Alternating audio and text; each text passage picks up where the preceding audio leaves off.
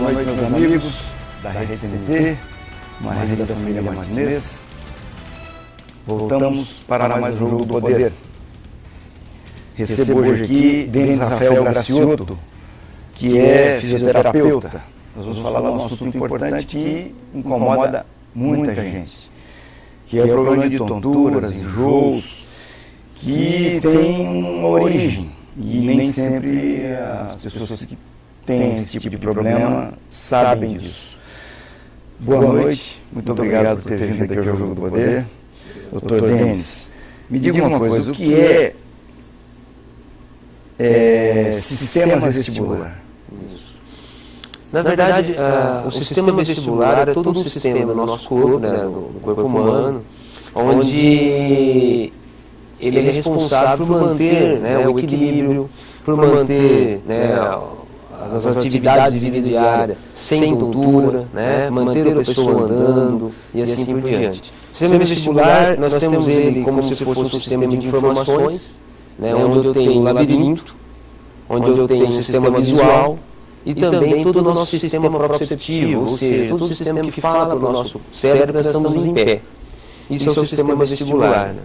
Todas as informações colhidas durante o dia, ou seja, se eu estou andando, se eu estou deitado, se eu levanto, se eu olho embaixo de uma mesa ou não, tudo isso é captado pelo sistema vestibular, é informado ao cérebro essa movimentação que eu fiz, e meu cérebro ele transforma isso em alguns reflexos, né? Ou seja, se alguém me empurrar, por exemplo, eu tenho que colocar o pé na frente ou jogar o corpo um pouquinho para trás e me equilibrar. Né? Se eu movimento a cabeça de um lado para o outro rápido, eu tenho que ter um reflexo, chamamos de reflexo vestibular, para manter a imagem nítida na retina, ou seja, eu consigo ler uma coisa movimentando a cabeça. Tudo isso é responsável pelo sistema vestibular, ele faz essas correções e durante o dia a dia, quando eu não tenho nada, né, não tenho nenhuma patologia, nada, eu nem percebo que isso existe. Mas a partir do momento que o meu paciente ou que um indivíduo começa a ter vertigens ou tonturas, ele vai sentir falta desse sistema vestibular. É onde entra as labirintopatias, onde entra a famosa labirintite, a vertigem postural e assim por diante. Isso não é necessariamente uma lesão, né? Isso pode ser, a idade, por exemplo, pode produzir isso? Pode. As pessoas mais velhas têm mais propensão ou são...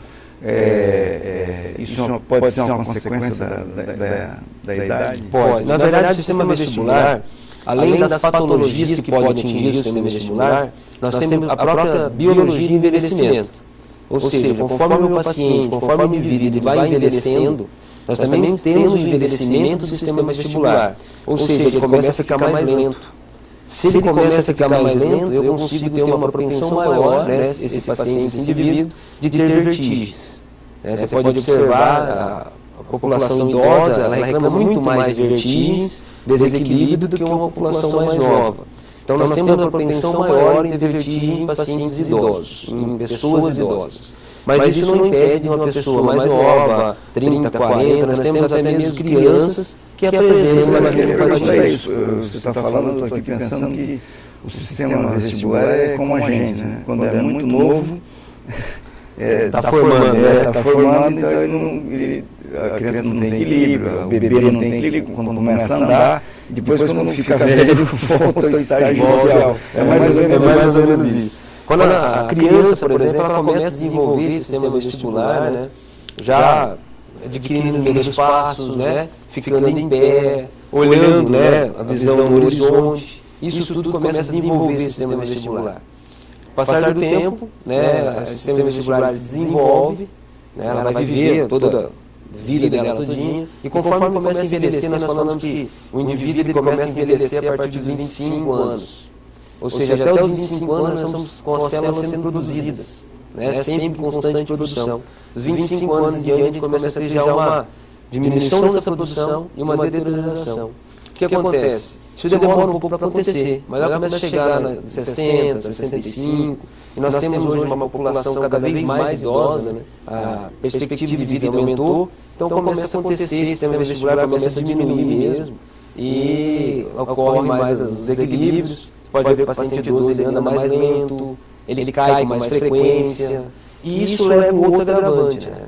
Se eu tenho mais desequilíbrio e eu tenho mais vertigem no paciente idoso, eu vou ter mais quedas. Sim, mais quedas, mais fraturas. E assim por diante. Nós temos imagens ali do que você está falando, vamos soltando ali durante essa conversa. O sistema vestibular, então, ele é fundamental para quem, por exemplo, vai fazer esporte. A pessoa que tem deficiência vestibular vai ter mais dificuldade para fazer atividade esportiva. Principalmente esporte de alto rendimento, né? Você pega, por exemplo, esportes olímpicos, né? Vamos supor, ginasta, né?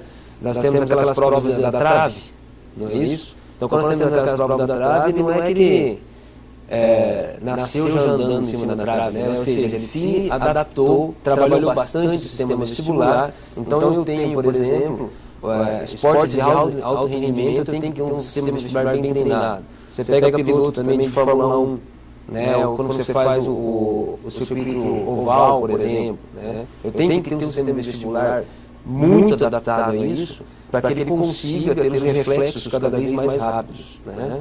Por outro lado, nós sabemos também que algumas coisas prejudicam. Me lembrei aqui do Globo da Morte, quando eu era criança, no circo, aquele Globo da Morte, 2, 3 motos naquela tranqueira lá, esse cara rodando. Ali tem que ter um bom sistema. Imagina se ele não tivesse, a moto caía, né? Mas com certeza ele teve um treinamento para isso. E o treinamento envolve o sistema vestibular também, né? Então, ele começou a treinar e muitas vezes esse próprio piloto nem imagina que ele está treinando o sistema vestibular dele ali, né? E com esse treinamento do sistema vestibular ele começa a não ter mais vertigens. Se ele não tem mais vertigem, eu consigo ter uma performance maior, né? Voltando, por exemplo, Fórmula 1, moto, né? E as provas de Superbikes, por exemplo, né? Tem que ter um sistema vestibular muito bem treinado. Só do circo, né? Recentemente teve o Circo du Soleil aqui, né? Então o que acontece? Tem que ter um sistema vestibular bem treinado. Não que ele não tenha uma patologia, né? Ou seja, eu posso ter uma patologia que leva a uma disfunção, mas eu posso ter um sistema vestibular normal que eu possa treinar ele para ele ficar melhor ainda, né? Se você for pegar uma imagem, por exemplo, do sistema vestibular, onde ele está, né? Da anatomia dele. Então nós temos principalmente o labirinto, né? O labirinto ele está dentro do ouvido interno. Não sei se está puxando a imagem agora, o labirinto. Vou pedir para o pessoal ir colocando ali. Vamos lá, vai falar. O labirinto está dentro do ouvido interno e nós temos dois, né? Nós temos a imagem lá, uma imagem anterior, por exemplo, onde nós temos o labirinto dentro do ouvido interno. Então nós temos o ouvido, nós temos o que é aquela conchinha ali, parece um... por ali. Na verdade nós temos o ouvido externo, né? Que é essa parte, né? Da orelha, assim por diante. Nós temos o ouvido médio, né? E o ouvido interno. O labirinto, na verdade, eles estão perto daquela conchinha que você me falou ali, que é a cóclea. A cóclea é responsável pela audição. Tá? Um pouquinho acima da cóclea, daquela conchinha ali, vocês veem, nós temos 3 círculos ali, 3 canais. Certo. Nós chamamos eles de canais semicirculares. Esses canais eles são 3. Nós temos o anterior, nós temos um posterior e um horizontal.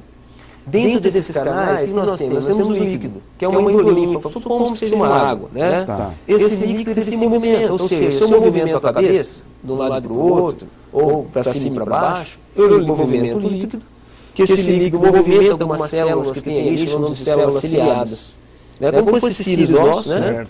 Essas células ciliadas se movimentam e mandam uma informação para o cérebro, falando assim, ó, o Rocha mexeu a cabeça para a direita, né? O Denis mexeu a cabeça para a esquerda. Essa informação o cérebro capta e me transforma num reflexo, ou seja, para mim manter aquela imagem nítida na retina, eu tenho que movimentar o olho também. E isso é um mecanismo de reflexo, certo? Além disso, nós temos ainda naquela imagem, se vocês forem observar um pouquinho embaixo, nós temos 2 lugares, chamamos de triplo e sacro, que é um pouquinho embaixo daqueles canaizinhos semicirculares ali, sabe? Esse triplo e sacro, nós temos cristais de carbonato de cálcio. Então assim, Rocha, como é que eu sei se eu estou sentado ou se eu estou deitado mesmo se eu estiver com o olho fechado? Né? Esses, o triplo e sacro, nós temos ali cristais de carbonato de cálcio, captam a gravidade. Ou seja, ele sabe que eu estou sentado aqui, ou seja, a minha cabeça está na vertical porque eu tenho a gravidade agindo sobre ele. A partir do momento que eu deito ou que eu fico de ponta da cabeça, por exemplo, mesmo se eu estiver com o olho fechado, esse sistema me informa.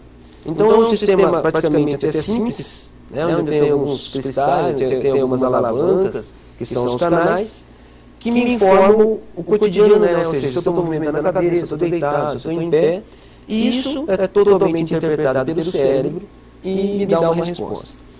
Muito bem, nós vamos um brevíssimo intervalo e voltamos em seguida. Voltamos aos estudos da Rede CMT, para a sequência do bate-papo com o Dr. Denis Rafael Graciotto, doutor do Jogo do Poder, sobre o sistema vestibular. Eu queria saber o seguinte, já deu para ter a ideia de que o sistema vestibular é uma pecinha, aparentemente, pelo que nós vimos nas imagens, muito pequena, da máquina, que é o corpo humano, mas que, se ela estragar, não navega, né? E aí eu queria falar justamente da navegação. Porque quem navega, quem vai no mar, ou mesmo na praia, gosta de curtir o mar, e rio, qualquer coisa ligada à água, exige uma percepção de navegação muito mais rigorosa, muito mais apurada do que quem caminha no solo, né? Quem está na terra. Duas questões. Uma, se os animais da terra e do ar, vamos falar do ar depois, mas do mar, da água, tem esse sistema, né? E aí nós já entramos numa outra fase. Por que a pessoa, quando vai para o mar, para o rio, um rio grande, que balança muito, ela enjoa? Como é que é esse mecanismo? O sistema vestibular, ele é presente até mesmo nos peixes. Tá? O peixe, ele sabe quem é embaixo e quem é em cima. Então nós temos o sistema vestibular, até nos peixes nós temos isso. Mas o que acontece muito, que muitas pessoas reclamam, você ouve muita gente, eu enjoo quando eu ando de ônibus, eu enjoo quando eu ando de carro, somente quando eu ando passageiro no carro, ou eu enjoo muito quando eu ando de barco, né? Ou seja, o sistema vestibular, nós nascemos na Terra, vivemos na Terra. Ou seja, ele se adapta com o passar do tempo, nem você comentou, a criança, ao ambiente, onde seria o solo, a terra, ou seja, não balança, né? A partir do momento que algumas pessoas, nem todas, né, vão viajar, vão andar de carro, vão andar de ônibus, elas começam a passar mal ou têm vertigens ou náuseas. Por quê? Porque o sistema vestibular, como eu comentei antes, nós temos aí um tripé de informações, ou seja, o visual, né? Então, ou seja, eu estou vendo, vamos supor, um ônibus, eu estou vendo a paisagem, né, passando pela janela. Eu tenho um sistema vestibular que está falando para mim que esse ônibus está se locomovendo para frente, principalmente o trigo e o saco dizem isso. E eu tenho o meu sistema proprioceptivo, ou seja, que é as minhas articulações, né? Nós temos alguns mecanoreceptores que captam isso daí, falando que eu estou parado, porque eu estou sentado. Ou seja, essas três informações vão para o cérebro. E lá há um conflito dessas informações e nós chamamos de ter um sinal de erro. O cérebro interpreta isso como um sinal de erro. Esse sinal de erro, que esse cérebro interpreta, transforma isso em quê? Em náuseas, que nós chamamos de sistema neurovegetativo, ou seja, ele vai ter um pouco de náusea, sudorese, né, um pouquinho de taquicardia, ou seja, ele vai passar mal. Né? Porque esse conflito de informações, ou seja, essas três informações, não foi interpretada pelo cérebro corretamente. Até nós temos algumas dicas para quem tem muito isso. Né? Primeiro é não sentar na janela, né? Ou seja, tirar essa informação que está passando as coisas. Né? Segundo, é sempre, se for no ônibus, sentar no meio do ônibus, chacoalha menos. E sempre quando tiver alguma vertigem ou alguma náusea, olhar no ponto fixo. Né? Ou seja, olha sentar na janela, fechar a cortina. Agora, eu gosto de navegar, de ir para o mar, não é minha praia, eu sou um grande nadador, e também não gosto de pescar. Mas eu gosto de passear. E de vez em quando a gente combina com os amigos. Então, ocasião, eu combinei com o meu amigo Negro, o Carlos Negro, e fomos pescar e paramos no barco. Eu não pesco, vou ali, acendo um charuto, fico tomando um vinho, ali olhando, me divertindo. E daqui a pouco ele começou a passar na mão, nossa, impressionante. Tá? E ele ficou o tempo inteiro passando mal, mas conseguia ficar ali pescando e tal. E já vi gente que foi com um ponto que você não conseguia andar. Tinha que tirar o sujeito do barco, carregado, pôr no chão, até ele achar o rumo, né? Achar o norte dele, orientar a bússola. O que acontece com essas pessoas, afinal de contas? Mais ou menos comentei com você, esse tripé de informações aí. No caso dele, por exemplo, né, nesse amigo seu que passou muito mal, é que ele não conseguiu, o sistema vestibular não conseguiu informar o cérebro, por exemplo, que aquilo que ele estava sentindo não se adaptar àquele movimento. Algumas pessoas têm adaptação um pouco mais rápido que outras. Como ele não conseguiu se adaptar àquele movimento, o desencadeia esse sistema neurovegetativo, que ele não consegue controlar. Ou seja, desencadeia o sistema de náusea, vômito, sudorese, que só vai passar realmente quando ele tirar ele do barco, por exemplo, e colocar na terra firme e esperar um pouco. O inverso às vezes acontece. Por exemplo, você pega um indivíduo que vai fazer um cruzeiro. Primeiro dia ele passa mal. Por quê? Está se adaptando. Se esse cruzeiro for um cruzeiro longo, 7 dias, por exemplo, segundo, terceiro dia ele não está nem percebendo mais. Mas pode acontecer que quando ele voltar para a terra, nós chamamos isso de mal desembarque. Ele teve vertigem, porque ele se adaptou no mar durante um tempo, estava tudo legal lá, estava tudo bem, e quando voltou mudou novamente o ambiente. Geralmente em 36 horas, isso tem que sumir. Caso contrário, tem que se fazer reabilitação vestibular. Tem que se trabalhar exercícios para esse paciente melhorar o mal desembarque também. Esse problema que as pessoas fazem viagens longas, sai daqui e vai a Hong Kong, dá a volta no mundo, uma viagem de 40 horas, e aí chega lá, ou não sei tão longe, né? 12 horas, você tem 4, 5 horas de fuso horário, você já começa a ter... Passa mal. Isso tem a ver com esse sistema? Tem. A gente fala que além do cruzeiro, viagens longas, vamos supor, daqui para a Europa, você vai dar 10 horas de viagem, 12 horas de viagem, o que vai acontecer? Esse indivíduo vai se adaptar no meio aéreo. Ou seja, o sistema vestibular dele vai se adaptar naquele movimento. E quando ele desce, por exemplo, ele vai ter esse mal desembarque também. Não podemos generalizar, não são todas as pessoas, mas nós temos uma porcentagem dessas pessoas que tem isso. Isso nós estamos falando, Rocha, sem ser uma patologia, chamamos de cinetose. Nós até temos imagens disso também, eu pedi para isso, soltando enquanto você vai falar. Nós chamamos isso de cinetose, não é realmente uma patologia. Se a gente for voltar um pouquinho essa imagem, até isso é uma outra patologia que nós chamamos de labirintopatias, tá? A gente podia voltar um pouco ela, mas vamos falar da cinetose que nós falamos, Ou seja, isso não é uma patologia em si, sabe, Rocha? Isso é uma cinetose que algumas pessoas têm, outras não, que é tratável, tá? Nós podemos fazer reabilitação vestibular nela. Por outro lado, nós temos as patologias, tá? Que chamamos as labirintopatias, Daí, entre elas... O fato de você ir para o mar e enjoar, ter tontura, o fato de você sentir isso numa viagem de ônibus ou de avião, isso não se caracteriza como uma patologia, não é uma doença. Não é uma doença. A pessoa tem aquilo ali, mas ela é diferente de quem não tem isso. Só isso. Nós não chamamos de patologia, nós chamamos de cinetose, que é a fisiologia dela, ou seja, esse movimento para ela da vertigem, que podemos melhorar, nós podemos treinar ela, podemos fazer reabilitação, que no futuro talvez não tenha. Mas não falamos de uma labirintopatia, sabe? Nas labirintopatias, ou seja, doenças do labirinto, que nós vamos ter vertigem também, se for pegar hoje, Rocha, 10% da população mundial sofre disso. Nós temos a segunda maior causa de consultas médicas nos Estados Unidos. Esse medo de elevador, muita gente tem, pode ter relação com isso? Não? É um movimento. É um movimento. O que pode acontecer, nós podemos entrar numa outra área, digamos assim, existem as vertigens, que algumas pessoas podem ter essa cinetose no elevador. Isso, devido a isso, pode levar a medo do elevador, como medo de altura, por exemplo. Algumas pessoas desenvolvem, vão passar do tempo, síndrome do pânico, por ter essas vertigens.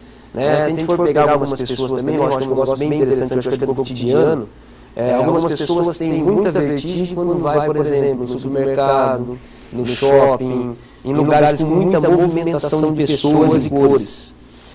Então, o nome para isso chamamos de síndrome do corredor shopping, Ou seja, essas pessoas têm vertigem por quê? Porque esses ambientes são altamente texturizados, ou seja, tem muita cor, muita luz. E essas imagens na retina, ou seja, essa captação visual, também leva àquela mal informação que nós comentamos antes. E essa pessoa tem vertigem quando anda nesses lugares. Então chamamos de síndrome do corredor do shopping, que muitas pessoas relatam, poxa, eu só tenho tontura quando eu vou no supermercado está cheio, ou quando eu vou numa rua muito cheia, né?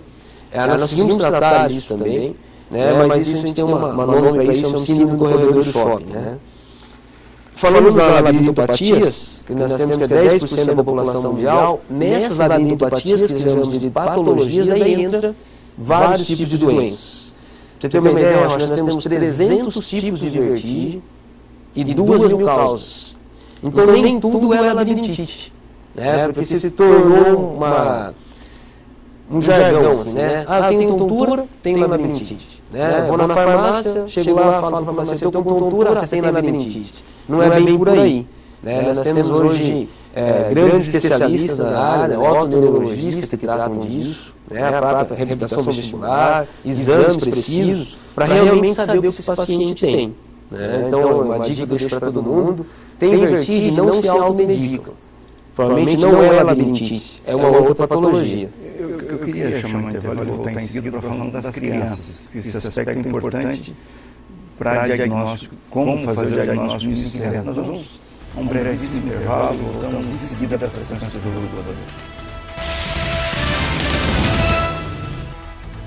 Voltamos nos estudos da RCMT para a sequência do Jogo do Poder, hoje com o doutor. Aliás, eu não registrei no começo do programa, é natural de Paranavaí, lá da minha terra. Eu nasci em Curitiba, mas eu sou criado em Paranavaí. Morei em Paranavaí de 65 a 78. E só tenho coisas boas a falar de Paranavaí. Especialista em reabilitação vestibular, é professor e coordenador do curso de pós-graduação em reabilitação vestibular da Faculdade Inspirar, com sede em Curitiba. E ministra cursos em extensão, curso de extensão e reabilitação vestibular de gameterapia, que daqui a pouco vamos falar disso. Membro da VEDA, Vestibular Disorders Association.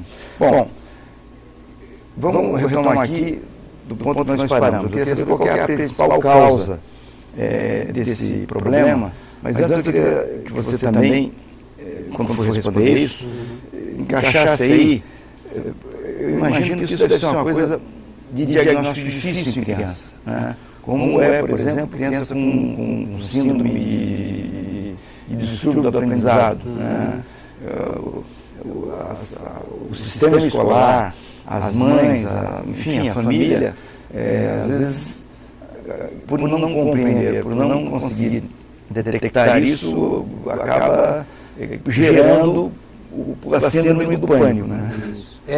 As crianças hoje, nós comentamos no começo, Rocha, as vertigens, as labirintopatias, ela pode acontecer em qualquer idade, desde crianças a pessoas idosas. As crianças nós temos uma dificuldade em diagnosticar por quê? Porque muitas vezes a criança não sabe o que ela está sentindo é normal ou não. Né? Muitas vezes a criança tem lá 4, 5 anos, 6 anos, e talvez aquela tontura para ela seja normal, porque ela não sabe se expressar corretamente. Muitas vezes os pais também não observam o que está acontecendo.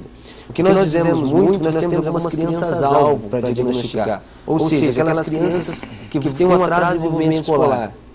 Né? Por que está tendo esse atraso? Será que ela não está sentindo vertigem? Ou não está conseguindo enxergar direito? Né? Ou quando ela se movimenta, ela tem tontura, ela não consegue observar as letras, não consegue, né, aprender corretamente. Outras são crianças que têm já uma perda auditiva. Né? Você viu aquela, na imagem lá atrás que tinha aquele carapauzinho que é a cóclea. Tem muito a ver com o labirinto. Então são crianças-alvo para nós diagnosticarmos, mas muitas vezes isso passa despercebido, ou seja, tem atraso de movimento, às vezes é porque é hiperativa ou uma outra patologia, não se investiga que seja vertigem, sabe? Isso, com o passar do tempo, ele vai saber quando? 8, 10, 12 anos de idade, ou seja, já teve o atraso de desenvolvimento escolar. Então nós chamamos essas crianças-alvo, ou seja, atraso de desenvolvimento escolar, perda auditiva, zumbido, são crianças que nós temos que investigar que provavelmente ou possivelmente podem ter um distúrbio vestibular e isso pode estar acarretando um atraso de desenvolvimento escolar. Né? A gente sabe que tem poucas, às vezes o pai não leva no otorrino, não leva no neurologista, no otoneuro para ver isso, muitas vezes passa percebido e pode comprometer o desenvolvimento da criança. Vamos dizer em Paranavaí, se o sujeito tiver com barulho de carroça na cabeça, pode levar a ser uma coisa. Pois é, e a principal causa disso? Nós temos hoje, eu acho assim, lembra dos 300 tipos e 2.000 causas que eu comentei com vocês. Nós temos hoje uma principal causa hoje, que é a vertigem postural paroxística benigna. Entre esses 300 tipos, né, vertigens labirintopatias, a vertigem postural paroxística benigna sobressai. Chamamos de VPPB. Nós temos até uma imagem aí, se quiser mostrar. O que seria VPPB? Nós temos o labirinto, vocês estão vendo ali, né, aqueles canais semicirculares. Nós temos dois lugarzinhos marrons, os canais semicirculares que você fala é o azul mais clarinho. É o azul mais clarinho. Está vendo aqui? Nós temos um anterior, um posterior e um horizontal. Um pouquinho mais embaixo daqueles canais, daqueles semicírculos, nós temos dois lugares marrons, vocês estão vendo, um na vertical e um na horizontal. Certo. Aqueles dois lugares marrons aí, nós temos duas bolsinhas. Isso. Ali nós temos cristais de carbonato de cálcio, são os otocônios, sabe? Eu tenho, você tem, todo mundo tem, Rocha. O que acontece? Esses cristais, eles podem sair dali. Né? Ou seja, aquilo ali não é uma panela fechada, não é uma bolsa fechada, é como se fosse uma concha. Né? Quando esses cristais saem dali, eles podem entrar dentro de um canalzinho daquele. O que acontece, Rocha? Naquele canal, nós tínhamos até, antes dos cristais entrarem lá, apenas endolinfo, apenas água. Né? O que aconteceu? Aqueles cristais saem daquele lugarzinho, entram dentro do canal. Veja bem, eu tenho um canal agora... Não é para ele fazer isso. Não é, ele foi enxerido ali, né? Certo. Ele saiu e entrou lá. Quando ele entra lá, Rocha, esses cristais não são umas bolinhas todas certinhas, são todos irregulares. Ou seja, eles irritam. Vão causar microlesões. Microlesões, vai causar uma irritação nesse labirinto. Ou seja, eu vou ter então, como eu tenho dois labirintos, eu vou ter um labirinto bom e um labirinto irritado. Essa diferença entre os dois labirintos vai me dar vertigem. Certo. Ou seja, quando o paciente, é aquele paciente que fala assim, Rocha, quando eu deito na cama, eu tenho tontura. Quando eu viro para a direita, eu tenho tontura. Ou quando eu vou colocar a roupa no varal, ou seja, quando ele faz um movimento com a cabeça, é a hora que esse cristal mexe onde não deveria estar, né, e leva vertigem para o paciente. Essa patologia hoje, Rocha, ela é fácil de diagnosticar, não é difícil. Tá? Nós fizemos alguns testes, que nós chamamos de testes de Dix-Hallpike. Também tem a primeira imagem lá do teste de Dix-Hallpike. Ou seja, o paciente senta na maca, né, rodamos um pouquinho a cabeça dele para a gente, e esse paciente deita. Quando esse paciente deita, o que nós observamos, Rocha? Se ele tem instável, ou seja, se ele tem movimento ocular. Se ele tiver um movimento ocular, nós já sabemos aonde está esse cristal. Se está no canal posterior, se está no anterior, se está do lado direito, se está do lado esquerdo. E a partir daí nós fazemos uma manobra, ou seja, movimentamos a cabeça do paciente, tirando esse cristal desse canal onde não deveria estar e jogando ele novamente para a bolsinha dele lá. Tá. Com isso nós acabamos com a vertigem postural. Né? Alguns pacientes, devido à vertigem ser tão forte, são até internados. Né?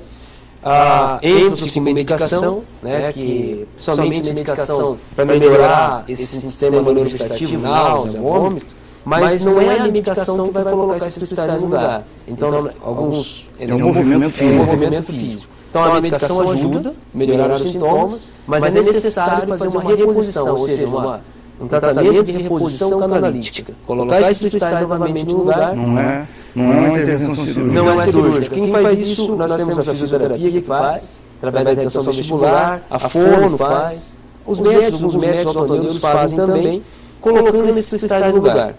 Uma vez esses cristais no lugar, acabou o problema. Tá? Então, eu até digo que é uma patologia até simples de se resolver, que não se precisa ficar tomando remédio o resto da vida, né? Que todos os remédios nós sabemos que, de um jeito ou de outro, têm efeitos colaterais, que muitas vezes também é mal diagnosticado, e o paciente muitas vezes nem procura, né, um médico, né, correto para isso, e se medica, né, durante anos, sem saber realmente o que tem.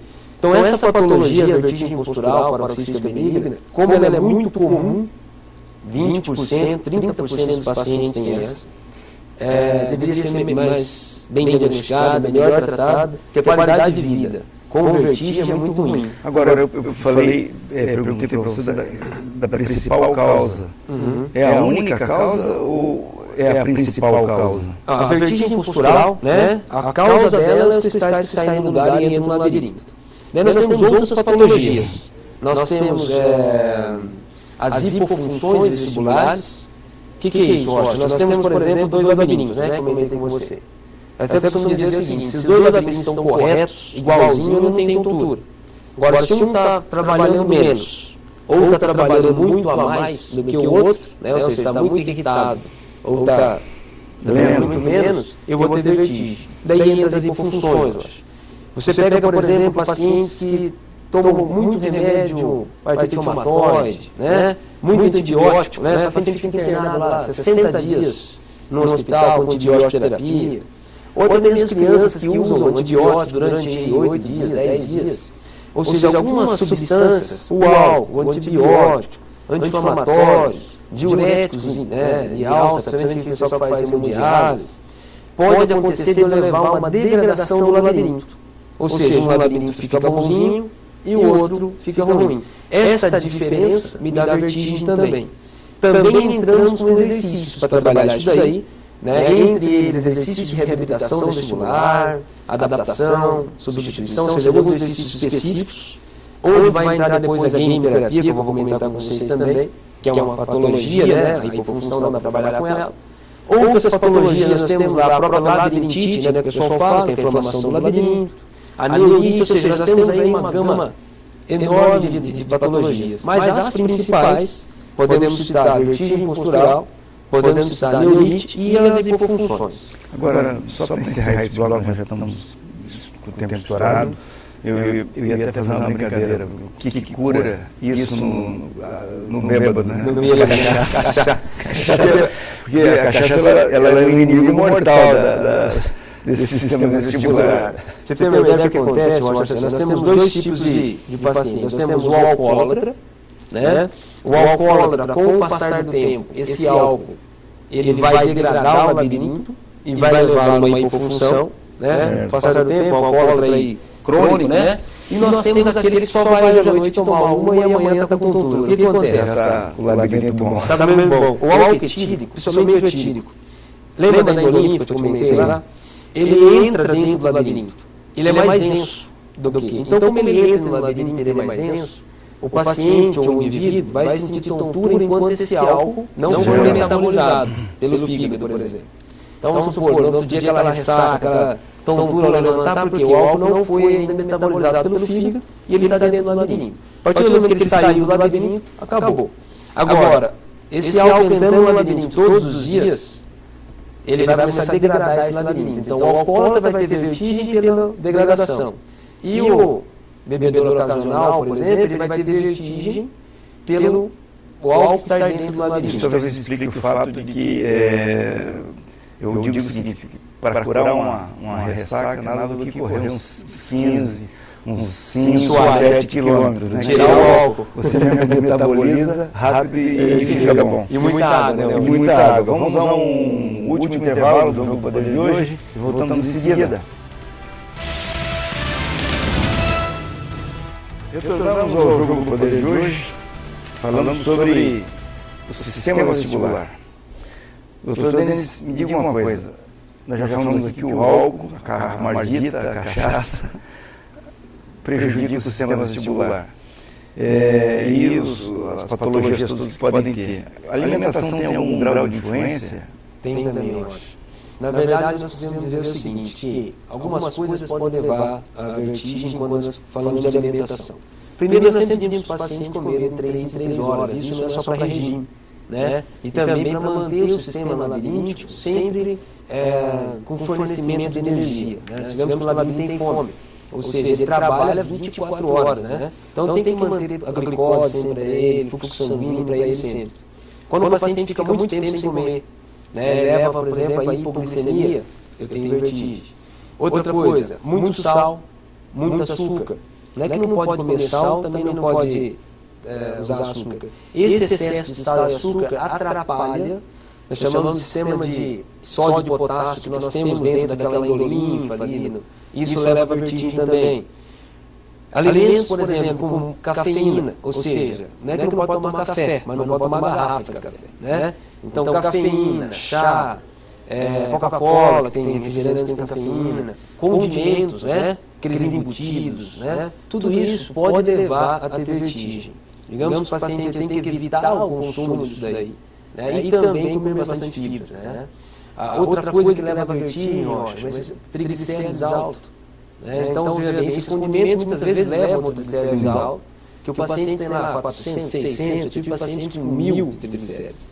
Então, isso torna-se um pouco mais viscoso o sangue, né? Isso faz com que o fluxo sanguíneo para dentro vá mais lento e eu tenho vertigem também.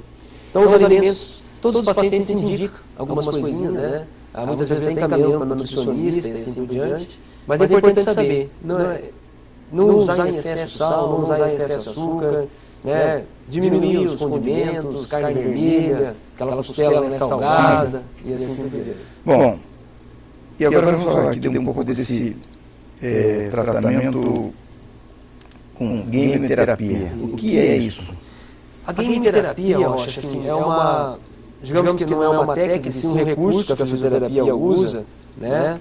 Para quê, Rocha? Ou seja, quando eu vou tratar um paciente, supomos que é reabilitação vestibular, e eu preciso trabalhar equilíbrio com ele, eu preciso trabalhar alguns movimentos com ele, eu posso usar qualquer recurso, né? Até mesmo uma caneta, um equipamento sofisticado, mas também posso usar a gameterapia. A gameterapia surgiu no Canadá, na Inglaterra, há algum tempo. A partir do momento que alguns videogames, se você for pegar de um tempo para cá, se lançou o Nintendo Wii, se lançou o Xbox 360, que são videogames que captam o movimento do jogador. Tiraram os controles, né? Então eles fazem os movimentos e esses videogames captam esses movimentos. O que nós fizemos? A partir do momento nós observamos que esses movimentos todos são parecidos com movimentos que nós fazemos para treino de equilíbrio, para fortalecimento, né? Nós pegamos esse videogame, né, o Nintendo Wii ou o Xbox 360, até mesmo o PlayStation 3, que temos uma adaptação para ele, pegamos esse recurso e transformamos isso em realidade virtual. Ou seja, se eu preciso fazer com que o meu paciente faça um movimento com o braço, com um pezinho na mão, eu prefiro que ele faça esse próprio movimento, segurando o controle e vendo essa imagem na TV. Ou seja, eu faço com que o tratamento se torne mais lúdico, né? Eu tenho uma realidade virtual. E nós voltamos de novo à reabilitação, ou seja, quanto mais informação o meu paciente tiver, quanto mais movimento o meu paciente tiver, eu consigo ter melhores resultados. Então a gameterapia nós não usamos só para a reabilitação vestibular. Hoje nós usamos a gameterapia dentro de UTI, por exemplo. Aqui em Curitiba nós temos no Vita, né, no Hospital Vita, onde nós temos a gameterapia na UTI cardíaca, assim por diante. Nós usamos ela para ortopedia, usamos ela para reabilitação do equilíbrio, usamos ela para reabilitação pós um AVE, né, com derrame. Ou seja, a gameterapia é uma realidade virtual que nós usamos, que nós digamos até barata, né? Que nós pegamos o paciente fazer movimento.